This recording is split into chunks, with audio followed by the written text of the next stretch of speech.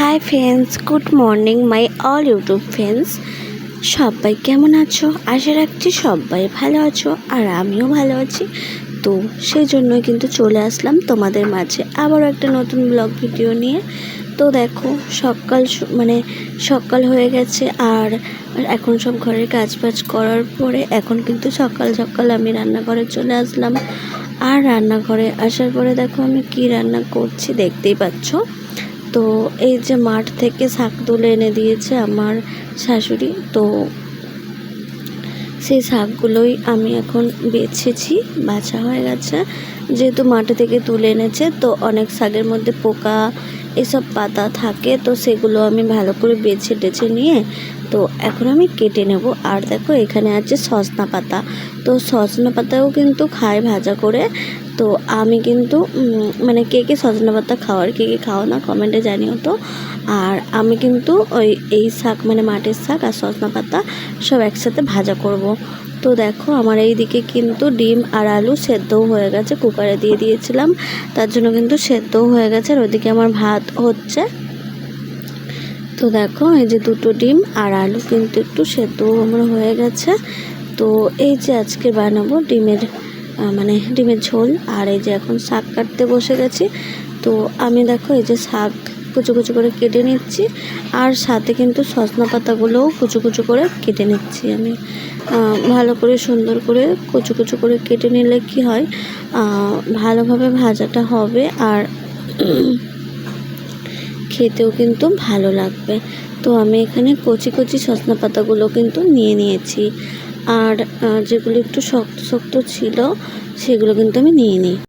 তো দেখো আমি এখানে কিন্তু সব শাকগুলোই ভালোভাবে ভেজে এখনও ভাজিনি, এখন আমি ভালো করে কুচিয়ে নিচ্ছি। তো দেখতে পাচ্ছ এই যে দেখো কচি কচি সজনা পাতা, দেখো একদম কচি কচি সজনা পাতা, একদমই কচি কচি। তো এগুলো আমাদের ঠাকুমা এনে দিয়েছে সজনা পাতাগুলো, আমার বরের ঠাকুমা, তো আমারও ঠাকুমা হবে, তো সেজন্যই ঠাকুমা বললাম। তো যাই হোক এনে দিয়েছে, আর আমি কিন্তু এখন সব ভালোভাবে কিন্তু কুচিয়ে নিচ্ছি, তারপর আমি ভালোভাবে ধুয়েও নেব, তারপর কিন্তু আমি রান্নাটা করব। তো দেখতেই পাচ্ছ আমি কিন্তু এখানে শাকগুলো ভালোভাবে পাতাগুলো নিয়ে নিচ্ছি ডাটা থেকে পাতাগুলো আলাদা করে নিলাম। এরপর কিন্তু আমি আবারও কুচিয়ে নিচ্ছি সেম প্রসেসে, যেগুলো আগের পাতাগুলো যেভাবে কুচিয়েছি ওইভাবেই কিন্তু আবার কুচিয়ে নিচ্ছি। তো দেখতে পাচ্ছ, আর ওইদিকে ডিম আলুটাও কিন্তু রেখে দিয়েছি। আলুটা তো সেদ্ধ হয়ে গেছে, ডিমটাও হয়ে গেছে, ডিমটা ছাড়িয়ে নেব। তো তার জন্য কিন্তু রাখা আছে, ঠান্ডা করতে দেওয়া আছে। আর দেখো শাকগুলো সজনা পাতাগুলো দেখো কতটা কচি কচি একদম। তো এত কচি কচি সজনা পাতা, তো সেজন্য ভালো করে কুচিয়ে নিলাম। তো একদমই ছোট ছোট করে কুচিয়ে নিয়েছি। আর দেখো এই যে এখানে ডিম আলুটা আছে, এখন আমি ডিম আলুটাও ডিমটা ছাড়িয়ে নেব। আলুটা তো ছাড়ানোই আছে, সেদ্ধ করা। তো এখন আমি ডিমটাও ছাড়াতে বসে গেছি। দেখো একটা বাটির মধ্যে জল নিয়ে নিয়েছি, কারণ হচ্ছে গরম আছে ডিমটা, তার জন্য। আর ছাড়িয়ে একটু ধুয়ে নেব, তার জন্যই আর কি, ছাড়াতে আর কি গরম লাগছে, তার জন্য মাঝে মাঝে একটু ডুবিয়ে নিচ্ছি। এভাবে আমি ডিমটা ছাড়িয়ে নিচ্ছি। তো তোমরা ভিডিওটা দেখতে থাকো বন্ধুরা, আর শেষ পর্যন্ত আমার সাথে থাকো। তো তোমাদেরকে অসংখ্য অসংখ্য ভালোবাসা, আর কি বলবো, আমার ভিডিওটা এভাবে তোমাদের মূল্যবান সময় দিয়ে দেখার জন্য। তো এভাবেই তোমরা আমার পাশে থেকো, আর আমিও তোমাদের পাশে অবশ্যই আছি এবং থাকবো, সব সময় তোমাদের পাশে থাকবো। তো দেখো আমার কিন্তু ডিম দুটো ছাড়ানো হয়ে গেছে। তো দেখো এখন আমি আবারও শাক তো কাটা হয়ে গেল, ডিমও ছাড়ানো হয়ে গেল। এখন আমি কিন্তু তরকারি রান্নার জন্য মেন যে জিনিসটা, পেঁয়াজ তো অবশ্যই লাগবে, তাই না? তো পেঁয়াজটা আমি এখন কেটে নিচ্ছি। তো পেঁয়াজ কাটা আমার হয়ে গেছে। এখন ডিম দুটো কড়ার মধ্যে বসিয়ে দিয়েছি, আর এদিকে আমার ভাত হয়ে গেছে। আমার বর কিন্তু ভাতটা ফ্যান ছেড়ে দিচ্ছে। তো আর আমি এদিকে ডিমটা ভেজে নিচ্ছি নুন আর হলুদ দিয়ে। তো দেখো ডিমটাও আমি কিন্তু লাল লাল করে ভালোভাবে সুন্দরভাবে ভেজে নিচ্ছি। তো ডিম আমার ভাজা হয়ে গেছে, আর পেঁয়াজ তো কেটে রেখেছিলাম দেখতে পারলে। তো পেঁয়াজ লঙ্কা সব কিছু দিয়ে, মানে কাঁচা লঙ্কা, তারপর কিন্তু আদা রসুনও দিয়ে দিয়েছিলাম। তো আদা রসুনটাও ভালোভাবে ভাজা ভাজা হয়ে যাওয়ার পরে আমি কিন্তু লঙ্কা হলুদ মশলা দিয়ে দিয়েছি আর কি। তো দেওয়ার পরে মশলাটাও কষানো হয়ে গেছে, আর এখন আমি আলু দিয়ে দিচ্ছি। তো দেখো এই যে 4-5 পিস আলু, ঠিক আছে, কারণ আমার বর তো আলু খেতে চায় না, সবজিও খেতে চায় না। ও একটু মানে কি বলবো, গ্রেভিটাই একটু খায়, ব্যাস একটু মাছের ঝোল টোল হলে ঝোল দিয়ে খেয়ে নেয়, এরকমই করে, সবজি আলু কিছু খায় না। তো সেই জন্য দেখো আমি 5 পিস আলু দিয়েছি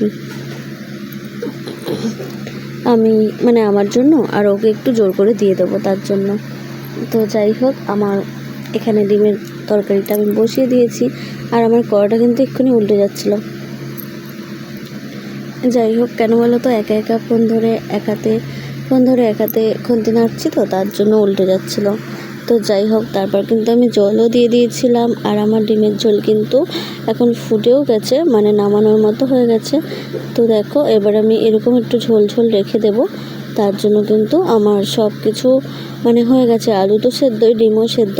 তো এখন ঝোলটাও ঠিকঠাক হয়ে গেছে। তো এখন আমি একটু মশলা দিয়ে দিচ্ছি, জিরের গুঁড়ো, ধনের গুঁড়ো, আর একটু মিট মশলা, আর শেষে একটু গরম মশলা অ্যাড করে দেবো। দেওয়ার পরে কিন্তু আমি নামিয়ে নেব। তো দেখো, আমার ডিমের ঝোল কিন্তু হয়ে গেছে, আর গ্যাসটাকে এখন কমিয়ে দিয়েছি এই অবস্থায়। আর সব মশলাগুলো দিয়ে দিয়েছি, দিয়ে এবার একটু মিশিয়ে নিচ্ছি। তো দেখো, ডিমের ঝোলের কালারটা কিন্তু খুব সুন্দর এসছে, একদম পুরো লাল লাল ডিমের ঝোল। তো যাই হোক, খেতে কিন্তু ভালো হয়েছিল, একটু ঝাল ঝাল হয়েছিল, হ্যাঁ। তো ভালো লেগেছিল খেতে, খারাপ নয়। তো দেখো, ডিমের ঝোল কিন্তু আমার হয়ে গেল। আর এখন আমি আবারও পেঁয়াজ দিয়ে দিয়েছি আর শাক ভাজা করার জন্য। তো দেখতে পাচ্ছ, পেঁয়াজ আর শুকনো লঙ্কা আমি কিন্তু এখানে দিয়ে দিয়েছি, আর তারপরে কিন্তু একটু রসুনও দিয়েছিলাম। তো তারপরে শাকটা যেহেতু মানে কি বলবো, শাক যেহেতু ভাজতে গেলে বা রান্না করতে গেলে মানে প্রথমে তো এক কড়া হয়ে যায়। তো তারপরে কমে গেছিলো, যাওয়ার পরে নাড়ছিলাম, তো তখন একটু দেখালাম। শাকটা রান্না করার সময় পুরোটা দেখাতে পারিনি। তো দেখো, এটা হলো বরের টিফিন গোছানো হয়ে গেল। দেখো, ওকে দিয়েছি ভাত, শাক ভাজা, উচ্ছে ভাজা, আর ডিমের ঝোল। তো উচ্ছেটা একটু কালকেকার ছিল, ফ্রিজে রাখা ছিল, ওটাকে একটু গরম করে নিয়েছি, উচ্ছে আলুটাকে। আর এই যে দেখো, আমার জন্য এটা রেখেছি শাক ভাজা, আর এই যে এখানে ডিমের তরকারি, আর এই যে দেখো ডিমের ঝোল আমার জন্য এটা রেখেছি, আর শাক ভাজা তো দেখালামই, আর এখানে আছে উচ্ছে আলু ভাজা। তো আজকের আজকের মেনু ছিল এটাই। তো ভিডিওটা ভালো লাগলে অবশ্যই সাথে থেকো, পাশে থেকো, অনেক অনেক ভালোবাসা।